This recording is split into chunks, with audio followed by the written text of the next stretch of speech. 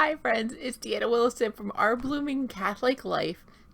And you've probably wondered, why? Where did she go to? So I'm still here. I'm still actually doing lots of great things for Our Blooming Catholic Life. I'm just not doing the videos as much because I'm trying to be more balanced. So I've got some paintings going. I've actually seriously started work on one of those books. It's coming along like wonderfully. The ideas have really been flowing, and I attribute a lot of this both to finding that spiritual mentor. We were calling him a spiritual director before, but spiritual mentor is another word that means the same thing. And it's kind of exciting because it's always like, man, why do I need that, right? Oh my goodness, friends. Yes, it's wonderful. So I did it. I got in a wait list. It took me a couple weeks, but I have a spiritual mentor, and the encouragement, the guidance, the direction, it's been amazing. So I can't say enough there. I took place in Say Yes to Holiness. There have been a bunch of online events with them. I did some online events. Let's see, Good Counsel Homes. I was very excited about Good Counsel Homes. Doing a couple different novenas to the Holy Spirit, right, for Pentecost that's coming up. I've been working on this book as well, which is a list of your prayer intentions so that I can take this with me when I do my night prayers. Especially, it's not like I don't think about them other times, but I have it right next to me when I'm doing night prayers. And, oh right, St. Paul Street Evangelization's online basic evangelization training. And I have been waiting and working my way through there so I could give you a decent review of that program. So, you have to make a donation, but I think it's kind of like any donation you make, you can start taking the classes. I did a decent one, the level that will give you the t-shirt. I won't lie, I did that not because necessarily I wanted the t-shirt. I just felt like that was a little bit more than the basic level. I just wanted to give a tiny bit more. I've been studying St. Paul Street Evangelization. Like, it comes up in all these different parts of my life. My parish is doing it. My fraternity is doing it. And I studied it during my master's program. There are so many great things coming from St. Paul Street Evangelization. And if you don't know what they are, I mean, they're for realsies. Street Evangelization. They have the tent sign. They're out there with their rosaries and their pamphlets and everything. But what they don't do is accost you.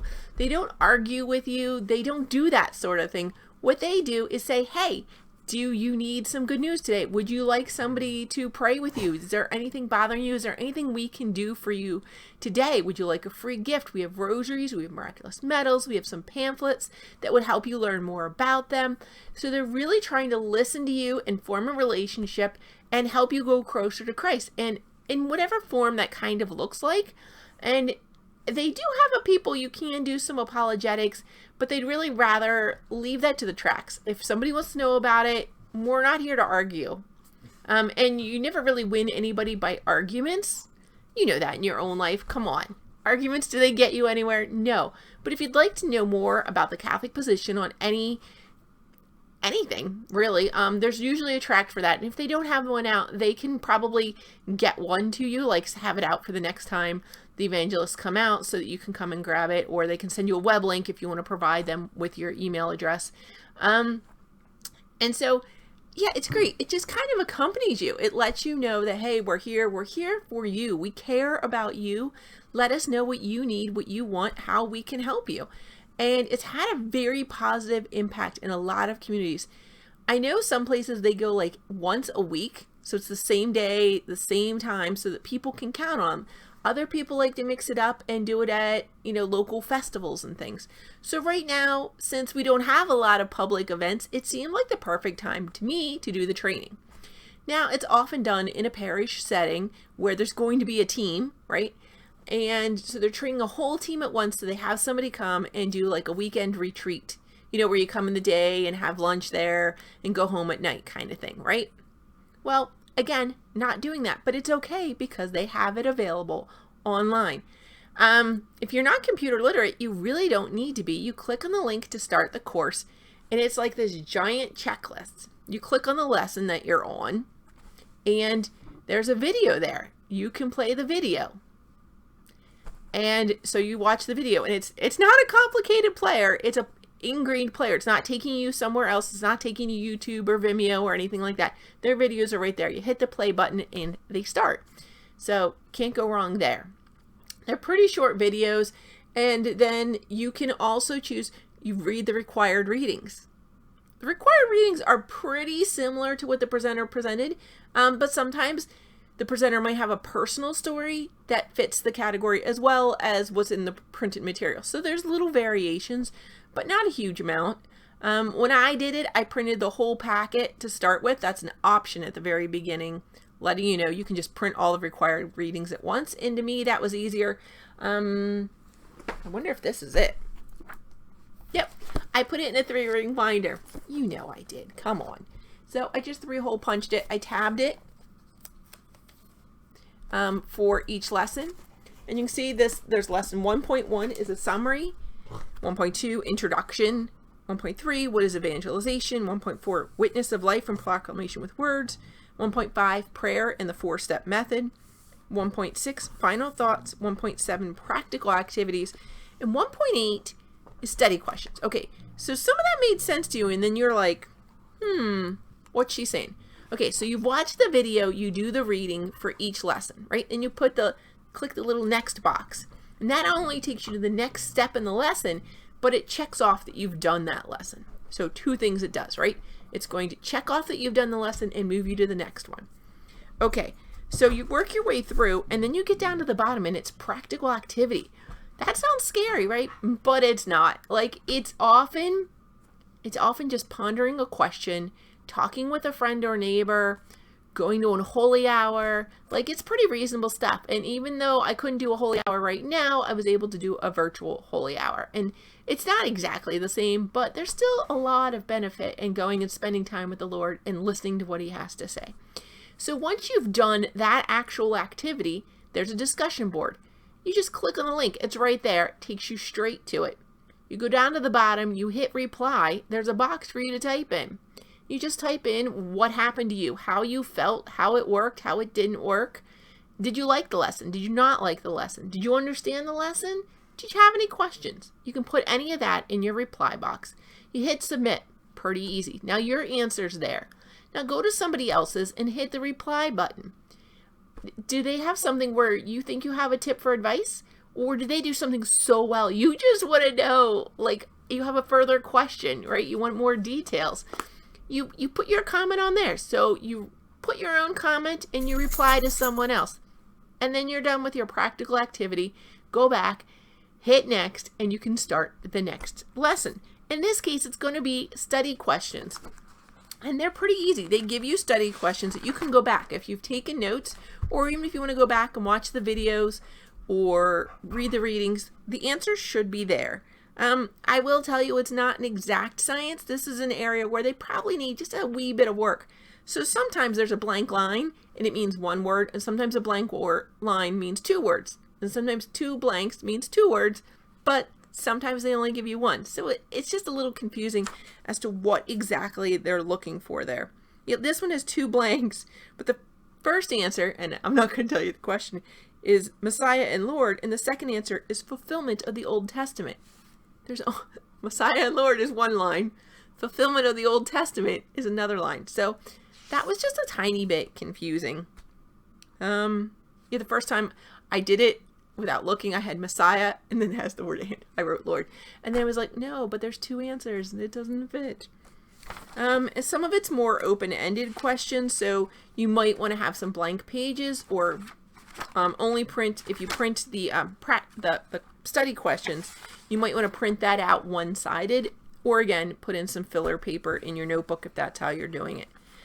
I will warn you, I thought I could do this in a week, just setting time aside and doing 1 lesson a day, 1 lesson. It's like a chapter, right?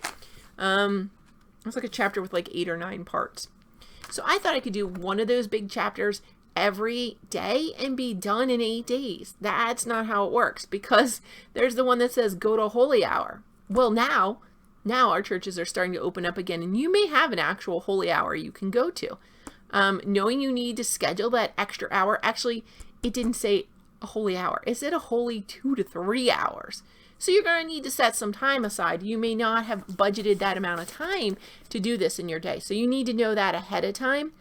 And at the very end, yeah, it wants you to do a novena to the Holy Spirit. So that's like a whole other week. So you can't do it in 1 week. You need at least 2 weeks to do it. And that's okay. I just didn't know that going in, so the time I budgeted was not the time it took. And it took some rearranging, and it took me away from you guys. So sorry about that. In the end, there is going to be an exam. So take the time to fill out those study questions. Really think about them. Some are going to be completely obvious. They're just plug in some words. And some are going to be methods of praying, methods of evangelizing. So they're things that you need to memorize anyway. And then some of them are more open-ended questions that, yeah, you're going to need to ponder. And really, if you're taking this training, you want to do it right. You want to take the time and do that. So the exam at the end, there's both quick questions and bigger essay questions. Your quick questions get graded right away, and the essay questions, they're like, we'll get back to you. I never saw how I did on those, so I don't know.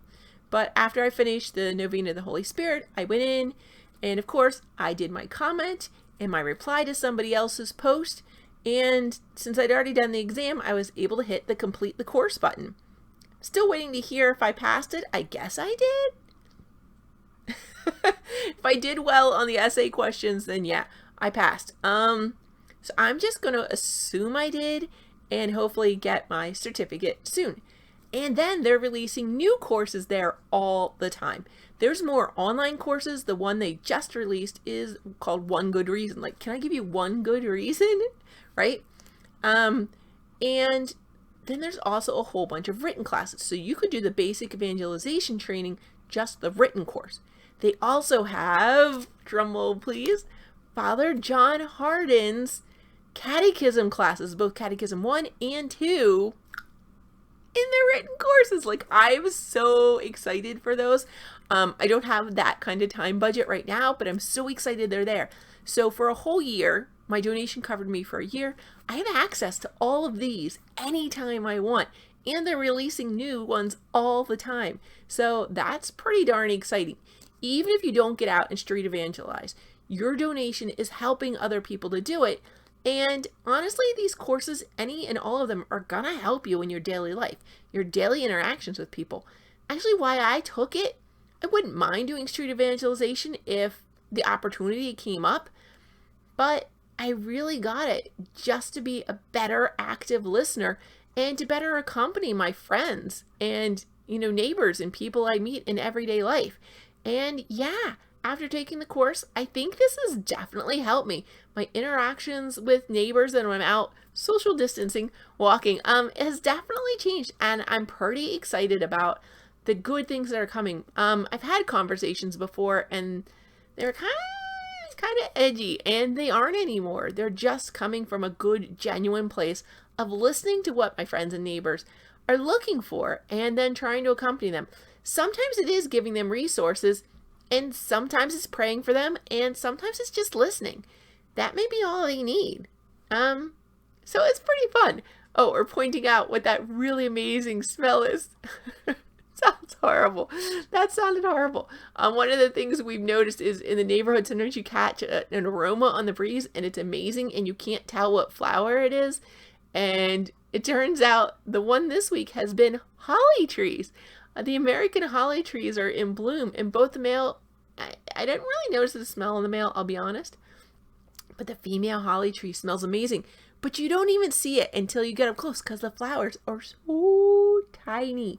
And I think that's even a great metaphor until you stop and listen. So when they say stop and smell the roses, but in this case, you've got to stop and listen. And what clued me into these tiny little blooms in the tree were actually hearing the buzzing of the bees. And I was like, oh, well, if all the bees are over there, there must be what's making that beautiful smell. And it turned out there were tiny blooms all over my holly tree that had been there probably for a couple days, and I didn't notice at all. So I'm pretty excited about that. I'm excited at doing the active listening, active accompaniment. So St. Paul Street Evangelization, yeah, great. I hope to get you another Pray With Me video. I'm going to try and do that either today or tomorrow. And I'm going to do the Franciscan crown, the modern version, with the Glory Be and the Fatima prayer added in. I know some people would prefer that, so I'm going to try and, like, you know, get all dressed up and fancy and do that for you. Today I've been working on my book up in my little office cubby, and it's a hot, hot, ugly, humid day, so sorry.